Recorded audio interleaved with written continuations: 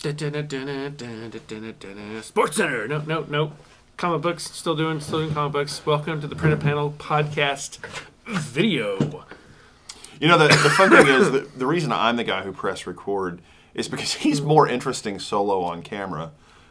You really are. So, guys, we're getting ready to launch into the recording for January 22nd's review episode. Yep. Now, if you aren't paying attention to the YouTube channel and you're catching this some other way, I don't know how the hell you would, but if you are watching it some other way, you'll notice we have our pull list for last week stacked up here. And we do a segment now called Who's Is Bigger. It's a little, 6 to 10 minutes short, just for the fun of the visual representation of who's reading more comics. So hopefully you guys are enjoying that. If you come up with something that you'd like to add to the show, the really sad thing let us know. is we both read a lot of stuff. I mean, we don't just read comic books, and we read books too. And yeah, I'm gonna start. Trust me, to make up the height difference, I'm gonna be throwing my manga stuff in there. Just that's okay too. I gotta finish one first because they're books. So well, but they're not books. I mean, they're just comic books in manga form, just backwards. That's all. Yeah, drives me nuts. But it's Final Fantasy, so that's okay. Anyway. That's right. You did get the Final Fantasy book. Right about that. Yeah. It's not very good. Yeah, well, you're honest. Sorry, we really do try to stay positive here. And let's kick off the show. Hi, and welcome to the Printed Panel Podcast. I'm Garen. And I'm David. And we are... Oh, wait, no. No, we already did that. Okay. Yeah. Our openings have gotten markedly less goofy as we've tried to make this a little bit more professional. Professional. But not so much so that it's stiff and unwieldy. Are we going to be like Walter Cronkite professional? No. Or Brian Jennings professional? I make shit up. All right, guys, we're here to do the January 22nd review episode. This is a good week. It was a good week. Comparatively speaking, it is tiny compared to next week, but this year... This is not tiny. This is not a tiny list.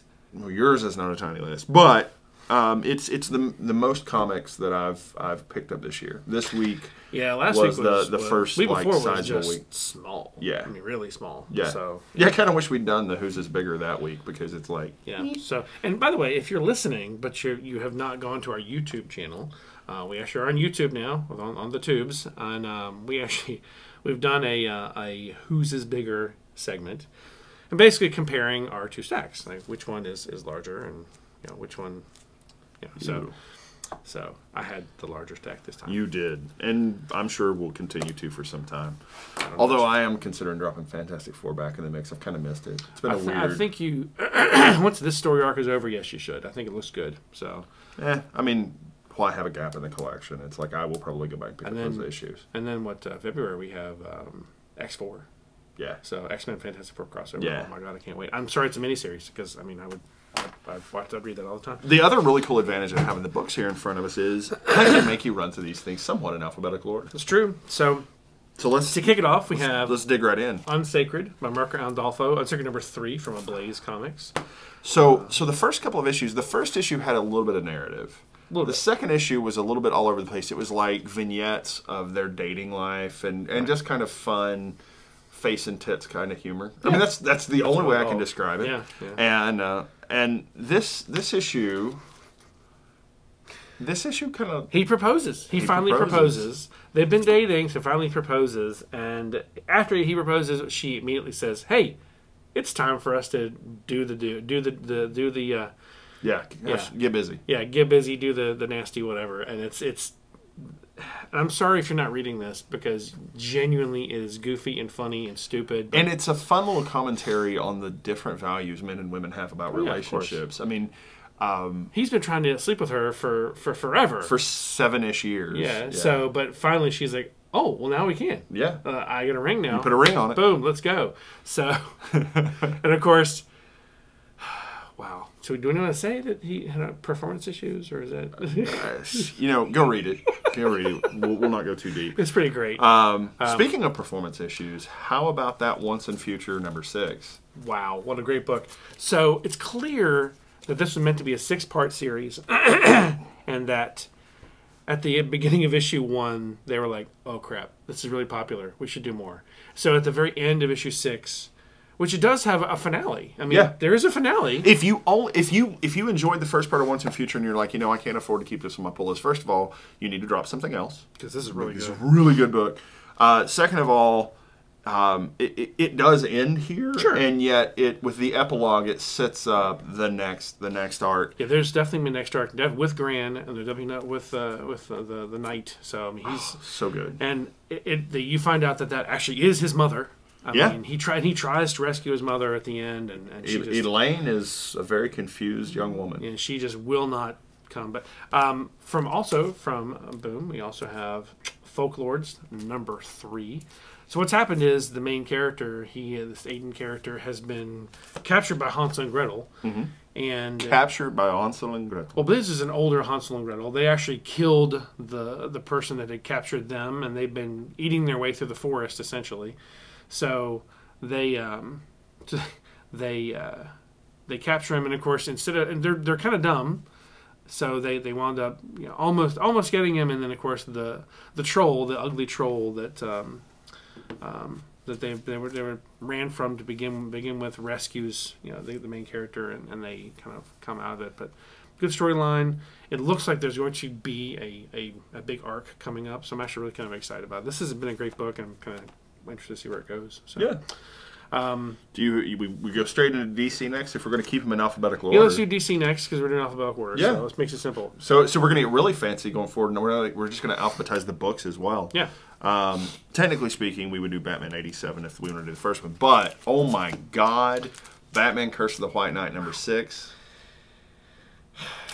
So in issue 5, he decapitates Bane. If you haven't read it, then I'm sorry, you're missing a phenomenal issue. If you're not following Sean Murphy on Twitter, you're missing out because he talks about. Now he is artist and writer. Yeah. He talks about wanting to have a Bane tribute cover, but he didn't want to spoil anything either. So he chose to do the Thomas Wayne variant cover, Yeah. and then the main cover had Bane slamming Batman's head down, which was pretty neat, even though he's been dead for an issue. So what you find out ultimately in this issue that I called this, by the way. you did call it. First of all, Jack's still alive. He's in there with Joker. Yeah. I mean, he is very much alive. And the priest he's been talking to is Jason Blood. Yeah. Well, we knew that already though, with the white shock of hair. Yeah, we knew it was Jason Blood. And it's like, but you see Etrigan. You see a painting of Etrigan. Right. So I'm hoping that Etrigan appears by the end of it, because there's 2 issues left, or 1 issue left. I think 8. it goes to 8. Yeah. There's 2 issues left, so I'm hoping we see Etrigan. That would make me very happy because I love Etrigan. One of my favorite characters in the DC multiverse. It's funny. I like Etrigan, and yet I've never read a mini series or an ongoing series with Etrigan. I always like Etrigan as a supporting character. Etrigan, he's not his own book is just, it's fruitless because there's not a whole lot you can do. But when he comes after Green Arrow, after the Resurrection with the Kevin Smith and Quiver, that was a fantastic character from Cosmic Odyssey that Mike Mignola did. I mean, wonderfully written. So anyway, so what you find out ultimately is that Bruce Wayne is not really a Wayne. Right. He's a descendant of Bakar. Yes. Or Bokar, I can't quite figure out which one it Who is. stole the Wayne name after he killed Edmund Wayne. And in fact, Jean-Paul Valley. Jean-Paul Valley Jean-Claude Valley. That's something is different. the Wayne. Is the Wayne. Yeah. So the Wayne fortune should be Jean Paul's. Right. Yeah. Yeah. And Laffy really just kind of fell by the wayside. Yep. We don't really care about Laffy anymore. Only because Joker cares about Laffy. But even then, Joker doesn't really care about Laffy. He literally, the joke... the laugh that he's had the whole time is Wayne is not a Wayne. Yeah. Yeah. He's known that Wayne is Bokar betrayed Wayne, Yeah. stabbed him through the chest, knocked him down into and the body that he found, or bodies that were found... were Laffy's and Wayne's. Yeah. Right. Great book. Yeah. And if you're not reading, and of course if you're listening, you've heard the reviews, so you know what we're talking about. But legitimately, Sean Murphy's art. There's some books that the art doesn't really matter. You don't really care, Right. Because it's good, but whatever. Some art's not great, but the book is great. This is one of those. The art truly enhances what you're reading, and it just makes it better. So I still say I love what Tinian's doing. We'll talk about that book next, but I would not mind seeing Sean Murphy have the main Batman book. Oh, man. Now, I feel like if he were going to couldn't produce do a it forever. bi-weekly book, He couldn't do it forever. He probably couldn't do art and script, but Or he could unless he briefly. started now and did a whole run and had it ready. And hey, Sean, I'm all for that. Hey, DC, I'm all for that. But after Tinian's done, because I really feel like in Batman 87, Tinian is setting up a very beatific thing. He's setting an event up. So we find out that essentially, yeah, he's captured these villains who are going to commit this crime, but he realizes... But not really. He realizes one of them is not what they appear to be. It's Clayface. Or something made of clay, reactive clay. Well, don't forget that Clayface's first girlfriend or makeup artist or whatever the hell she was could be in on that too. It doesn't necessarily have to be Clayface. So Cheshire is the one that basically gets away. Yeah. So my favorite is, so he's going after Cheshire with this new vehicle, and basically he's running her down essentially, and she realizes what's going on. And of course she's an assassin. She jumps on top of Bruce, and of course I take a picture of this as I'm reading it on Tuesday. Send it to David, like completely without any context, and he says, "Brace yourself," and she's turning around and she's on top of him, like straddling him. He says, "Brace yourself," and she whips around. So yeah, And she basically is wearing Psylocke's Basically, 90s yeah, gear or yeah. Elektra's gear. yeah, and she gets hit by a truck. Yeah. It's so, and that's the brace yourself part. So yeah, anyone else would be dead, but it's Cheshire. He launched himself out of a rail cannon on a luge. Batman is the greatest ever. And we're building up to the Penguin trying to thwart. It's Penguin's plan that's been put into effect. But it's not Penguin's plan. But Penguin's not the one doing it. Penguin's not pulling the strings. And I Penguin's pissed. don't even think Riddler's pulling the And strings. what the hell's going on with Riddler? And like he's stooped over and naked and weird. Yeah, like there was a lot that happened in Batman, and now is a beautiful time to be reading. We're only 2 issues into the arc. This is my favorite thing. I've said it already once, but I'm saying it again. He is tech heavy. The Tinian or Tinian. This is gadget Batman. Gadget Batman, man. And this is This is one of the things when I was a kid I loved about Batman is the gadgets. Yeah. Where does he get these magnificent toys? Where does he get these wonderful toys? So yes, exactly. That's fantastic. So next, Superman number 19. Yep. So Perry White is like, seriously? You've been Superman this whole time? Yes. Well, you're fired. And now you're hired. But you're hired as Superman. But that he fires him as Clark Kent, hires him as Superman. No more quoting yourself as a source. Ex- Best part of the whole book. I mean, like, that was no pretty more awesome. quoting yourself as a source. Yeah. So pretty cool. I mean, this was a good book. I've enjoyed Superman because I like Bendis' writing. I like, well, and we got Mongol. And I We did get have Mongol. to admit, I'm a big Mongol fan. Mongol was almost killed by Luthor. Yeah. Yeah. So this should be a slightly depowered Mongol, but I don't think it is. And Superman is, did I understand correctly, the president of the United Planets? Yes. And so the United Planets, including the Conquerors, are there talking amongst themselves. Mongol shows up, kind of throws them around. Yeah. Or Dominators, not Conquerors. Dominators, yeah. Sorry. I'm bad at Superman lore. I am so sorry, Steven. I have failed you. Well, this is just DC lore, though. Yeah. Yeah, But Superman lore. Yeah. So, So Soup shows up. It's like, no, let me handle this. And then Mongol spanks that ass. Well, but I mean, only briefly. I mean, yeah, of course. In That's issue 20, and that again, we're recycling into the Superman trope of he's Yeah. down. Oh no, wait, he's not really down, Yeah. and that's kind of So frustrating. honestly, to be real honest, it's like Hulk. Yeah. You can smack Hulk around, but literally, there's no upper end to his strength. And the same thing with Superman. So when Secret Crisis hits, we find out which one of them actually has an upper end, and it's Superman. It's not Hulk. Hulk has no upper end. All right, so Hell Arisen. All right, so I had to catch up with Year number of one. the title is actually Year of the Villain, Hell Hell Arisen. And this is the Apex Lex and all that. So Yeah. I had to catch up with number one. I'd read a bit of it, and I had to catch up. What a great run! I mean, I'm a little bored with it. It's a whole lot of them monologuing against each other, which was a little. so It's a little bit Superior Spider-Man. we talked about number one last week, No, we talked about number 1. 2 weeks ago. Yeah. Okay. Back when it dropped. So I'm number sure it two, was December. I mean, what Commissioner Gordon? So, all right. So essentially, he takes down the Deathbringer and all these other. Which we thought in issue 1 he couldn't, but that he was powerless. But he doesn't use his Perpetua powers. No.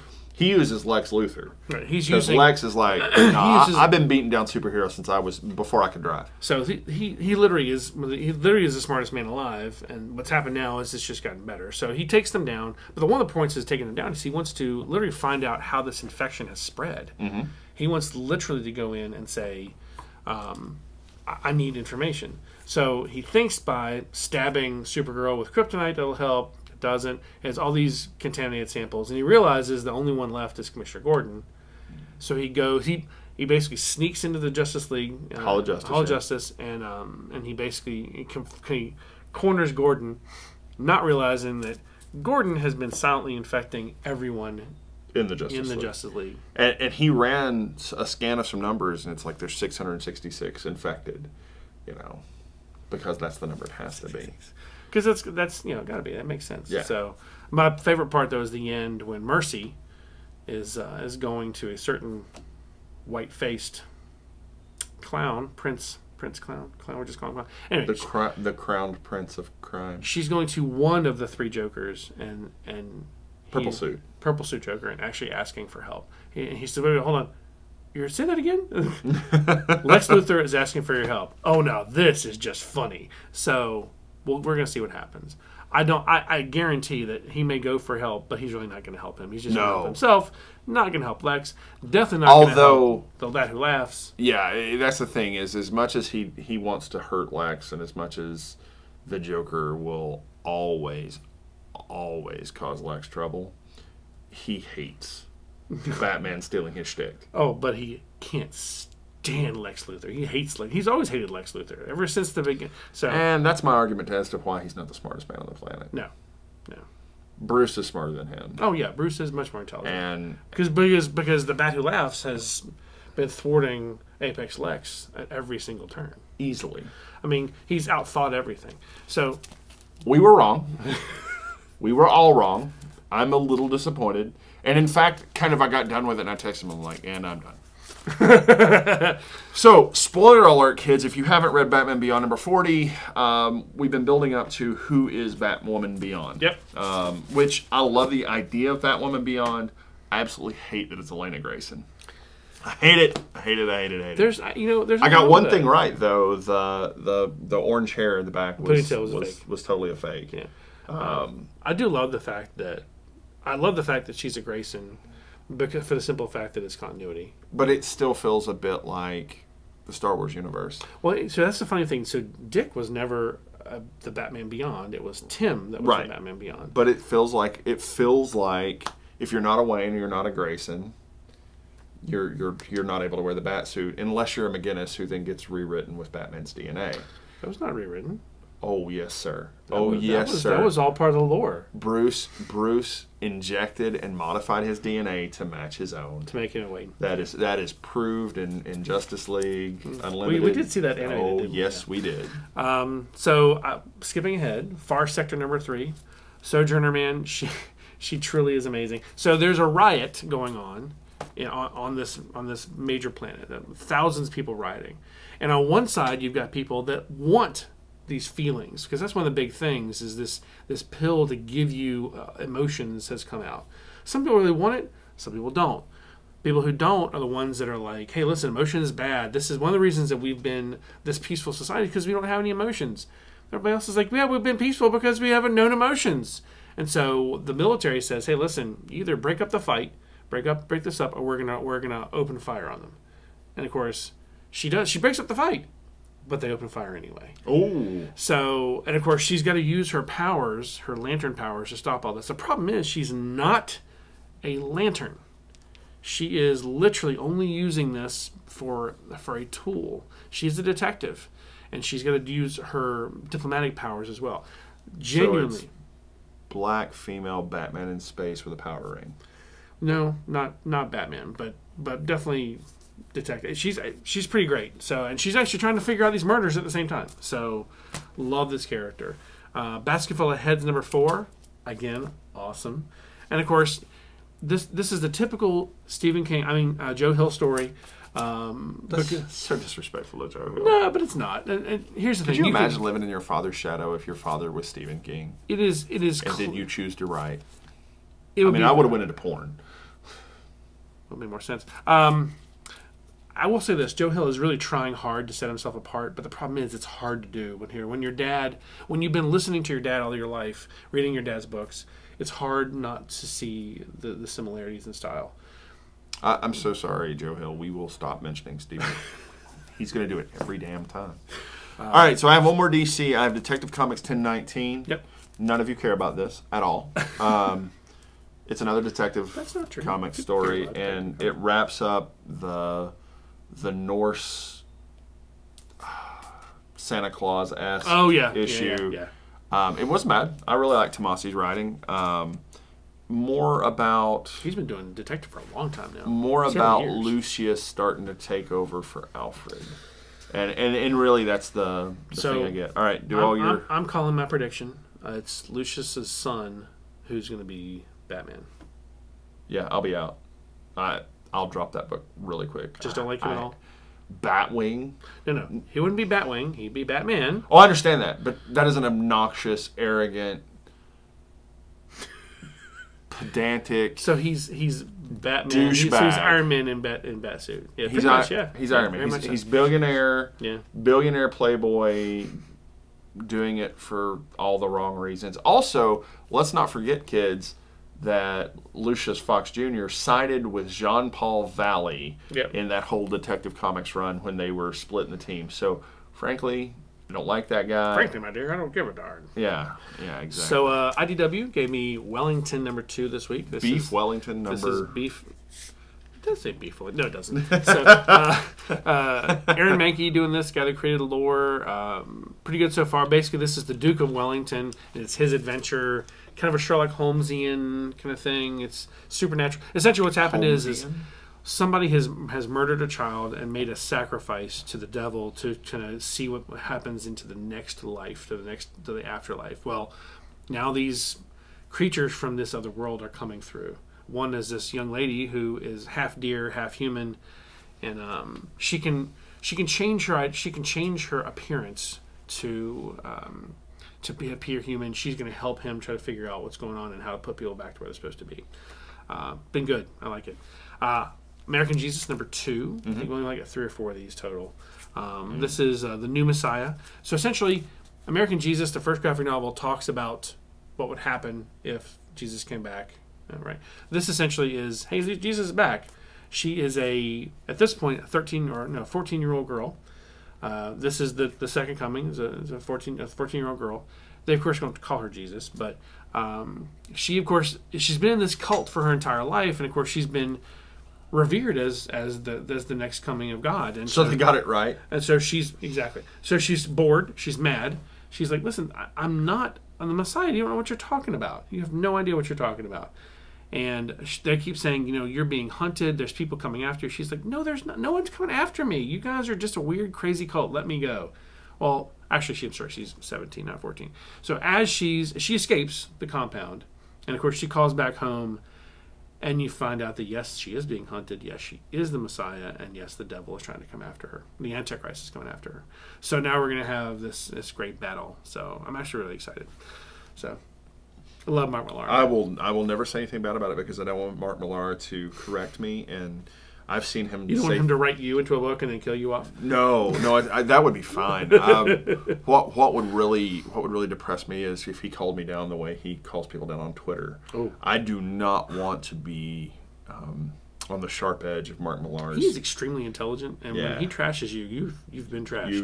You are a dumpster fire. Yeah, pretty much. So. Yeah, you've been trashed. Love you, Mark Millar. Please don't hurt me. Love you, man. Yeah. So, Conan. So let's go to Marvel. All right, guys. I'm going to call this exactly what it is. This is a shameless money grab. Oh. 4 issues of a completely shameless money grab. Yeah. And yet, Jim Zub did a great job writing a fun story. Yeah. This one reveals the relationship between... We're talking about between... Conan and Serpent War #4 because people can't see us. Oh yeah, these people can't see They us. can't see us. So They can, though. The people on the line can see. So Conan the Serpent War number 4, the Good call. finale of Good job. the series. So, finale of this series, and we launch immediately next week into Conan Serpent Crown, Yeah, Serpent Crown. which is a bit different, but definitely related Yeah, but that wasn't to... Conan at the end. She didn't give it to Conan. No, she gave it to Cole. Cole the Conqueror. They really have gotten all of Howard's licensing, so we're going to see more and more Robert Howard. I can't wait for Dark Agnes.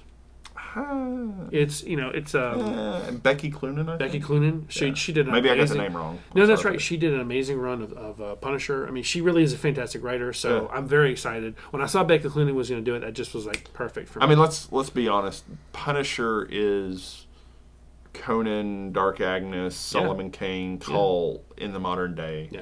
And There's you have a reason that in Savage Avengers, Punisher and Conan work Oh, well yeah. together because they're Because kindred souls. the same dude. Yeah. So, Excalibur number 6. Just who would have ever thought you would ever have a good use for Jamie Braddock? I mean, he is such a horse's.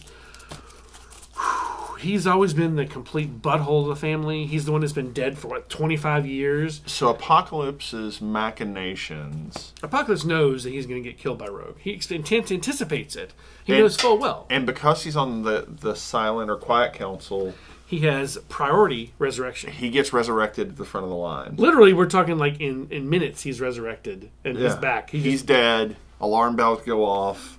Boom. He goes Resurrection through the protocols. protocol. Boom. In the meantime, Captain Britain has gone into Otherworld and is basically marching across the way. Yeah. She's going to get her brother. Yeah. With Richter and Gambit and Rogue, Apocalypse Rogue. Yeah, she's having a good old time with those powers too, buddy. Yeah. And Gambit's like, "You okay?" She's like, "I'm good, sugar. Don't you worry." Well, and she will always be able to call on those powers now that she has control. So once she absorbs something, it's hers. yeah, But he has his powers back because he's a Apocalypse. totally new Apocalypse. So yeah, this is interesting. So they get to the castle, and of course Apocalypse shows up, and they're like, "What are you doing?" He's like, "Just let me take care of this." Let me go talk to Morgan Le Fay. And he goes to Morgan and says, "Hey, listen, you can't win. It's not possible. We're going to take you down. Why don't we just do this peacefully, like civilized people? We'll have a simple battle. Your champion. Your champion to my champion." And of course, she knows that Betsy will kill her brother. She knows. He knows. He knows full well. But what happens though is once this happens, he has Shogo, the dragon, throw down dragon fire and basically cover everything so that they can't try to pull him back. That's when Jamie appears. And of course, Jamie has... Oh, Apocalypse puts Jamie on the throne of Otherworld. Well, and then has him resurrect Brian. Yeah, because Jamie has the power to... He pulls can the alter threads any of reality. fate, yeah. Exactly. So, literally, he says... And of course, Betsy's like, "You're going to resurrect him." I don't She literally like him. steps on his testicles. Yeah, it's phenomenal. So, and now... But my favorite part is the end when he literally is dissecting and doing an autopsy on a live Morgan Le Fay. So he said, "Don't worry, Morgan Le Fay, you can survive in exile." Which for Morgan Le Fay is just, "I'm going to go gather an army, come back and crush you." Right. And instead, she goes into a cage, and Apocalypse, who is basically telling Jamie Braddock, "Shut up and do what I'm telling you to do," is downstairs in his evil laboratory, playing in her womb of all things. Yeah, well, it's figuring out. It's more than that, though. The why. She's alive. The why. Oh yeah, she's yeah.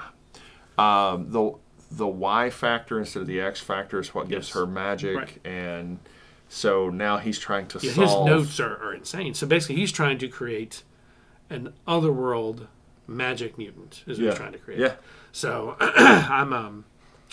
I love Apocalypse, man. This is the first time I've actually enjoyed Apocalypse. But man, he's insane. Teeny Howard's Apocalypse is the best Apocalypse. It's better than Groovy Daddy Apocalypse. That was pretty great. And that was pretty damn great. So let's talk about Marauders. I mean, so the way you can sum up this issue beautifully is Sebastian Shaw's plans all come to fruition. Yep.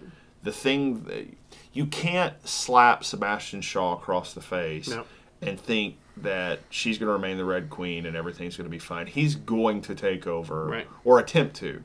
Now, My suspicion is issue 7, we find out that it was always the plan that Sebastian would do this and that Emma and Kate have outthought him. Right. But the final panel leaves you... Final panel, essentially, he has had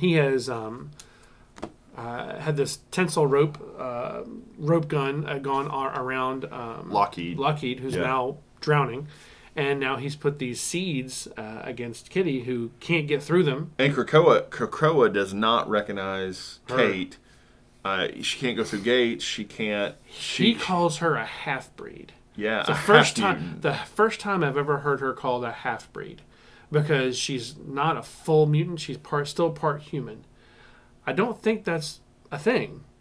Because there's no way that she's half a mutant. It doesn't work that way. Yeah. If you're mutated, you're mutated. Right. So, is her mutation... What is her mutation really? That's the point. I think that's the question we have to ask. So, will she be resurrected if she dies? I don't think she's going to die, personally. But, she's drowning, essentially. He puts her in vines, sinks the ship that she's on, and the vines are dragging her down into the ocean. Yeah. And the last thing we see on the closing panel is her gasping for air and passing out. It was by far the darkest thing I read of the week.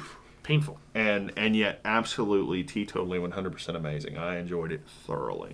So, next on my list is Amazing Spider-Man number 38. Yep. Nick Spencer. So, essentially what's happened is he's been working with S.H.I.E.L.D. with his sister, not a sister, whatever. Teresa, yeah. Been working with her for a while. And essentially what's happened is Chameleon has stolen all this tech. Well, now Spider-Man is going to steal the tech back from these banks that have it. So he looks like he's a bank robber. You see J. Jonah Jameson, he's adjoining this new news organization, which isn't really a news organization. They're not journalists. They're just simply online people, spreading false rumors. But anyway, so he goes to try to help Spider-Man because he knows it's Peter. So in doing so, he exposes what Peter's actually doing because Peter's dumb enough to tell him what's actually going on. So yeah, that's fun. That was the beginning of the new story arc. Black Panther number 20, the battle between the Wakandans and the Galactic Wakandans is upon them. Killmonger has been taken over by a symbiote. The symbiote looks like Bast, the tiger god. The actual tiger god Bast keeps telling Shuri, "Listen, I'm here to help. What do you mean to do?" Shuri's like, "I don't believe you, and I don't trust you. You didn't help us before. You're not going to help us now." As they're building this army to try to defeat the intergalactic Wakandans. It's actually a pretty great story. I think once this is out in graphic novel, I think you should read it. I think you'd enjoy it. So, Ta-Nehisi Coates has been fantastic. Fantastic Four, number 18. This is almost done with the series. You find out, of course, that this Overseer has Not series. It's almost done with the story. Oh, the storyline, story arc. I'm sorry, series isn't fair. I apologize. Please don't misunderstand. It's just the story arc. So you find out this Overseer has purposely given the Fantastic Four their powers. Right. Didn't intend to, but knew full well he was trying to take them down. So he purposely gives them their powers, thinking that they'll not be dumb enough to come back. In doing so, he does this to his own people as well, and he creates monsters. Well, one of these monsters, the king of the monsters, has known full well it's been going on from the start, and basically brings Ben Grimm to the Overseer. Says, "Listen, you've got to hear this man out. He's an actual hero. You can't do things to him because he's an actual hero." Well, in doing so, they've created this mob, they've created this riot, and the Overseer's tower is then taken down. And the Fantastic Four now are doing exactly what they're prophesied to do, which was be the Destroyers. The Destroyers. Yeah. So that's one more issue, and we got Point of Origin Part 6. That's it for that. So last and likely for me for the week is Guardians of the Galaxy number 1. Clearly your book of the week. Oh, God, no. All right, guys. We try really hard to stay positive. No, it's not a negative thing. The problem is I did not read Annihilation. Right. And I didn't read the last Guardian series. So you don't know where the heck you are on this one? So I'm a little lost. So my feelings about this isn't for me is pretty good because I didn't read those things either. You didn't read those either. And this is by the way, if you read Annihilation and you read the last Guardians run, this is you. This is just continuing all those things. I feel bad that I didn't read Annihilation, but quite honestly, it was kind of overload for me. And that's what happens with a lot of comic book people. a lot of people have been reading for a long time. I had a customer come into our LCS, and he told me, and we started talking. He's a huge X-Men fan, huge Spider-Man fan. Had been for most of his life. He's about my age, and I looked at him. I said, "So you've read House and Powers?" He said, "No." I'm like, "Why? What happened?" He said, "I gave up in 2010. There's so much going on. I literally could not do more." And he said, "I was just done." I'm like, "Well, you got to read House and Powers." And I told him why, and he bought the hardcover because he was that excited about it. And he's not wrong. Marvel, especially, has given us so much event fatigue over the past few years. It has been tough. But I will say, the past 18 months has not been event fatigue. They've been really good. Their events they've been doing smart little things like Absolute Carnage. The Conan miniseries.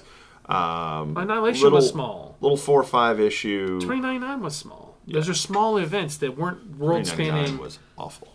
Well, but they were small events. It may not have been a great concise series, but it was a dumpster fire with a couple of really bright moments. The Conan book, Doom 2099, Venom. Yeah. The problem was the actual Spider-Man 2099 that actually would have made that kind of the cohesive thing, which was really great in the Peter David run. Wasn't great here. Was completely missing. Well, I don't know why Nick Spencer made that choice, but it was made. I think the problem was, and just being very honest, not because of Nick Spencer, but I think quite bluntly, you didn't have Peter David coming back. Yeah. And Peter had a whole run of things he was doing, and I legitimately believe had you brought him back to do that, you would have gotten exactly what you wanted. So I think it was kind of the problem, but that's just me. Maybe it's you. So. All right, man. Book of the week. Book of the week. What's yours? It's tough. Yeah. Some really great stuff in there. I'm gonna go. Marauders #6. Okay. Yeah. I really wanted to take Excalibur #6 because actually of the two, I felt like Excalibur was the stronger book. Well, it was good, but Marauders was better for that twist at the end, and I liked it for. I mean, yeah, I don't like what's happening to Kitty, Kate, whatever. But let's be honest. I'm not going to take Excalibur. I'm going to take Batman '87. Good choice. Excellent choice. So yeah. All right, guys. Please hit Facebook, vote, tweet at us, do all the social media stuff. Yeah. Tell us what you think. We definitely want your opinion.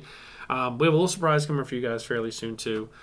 Some new stuff coming online. Please check our website out because hopefully today we'll have some updates. So just check out the surprises. So thanks so much for listening as always, and we'll see you next time. Okay, love you, bye. And for those of you watching at home, yes, I have to do the whole tie-up here. Really, seriously, hit Facebook.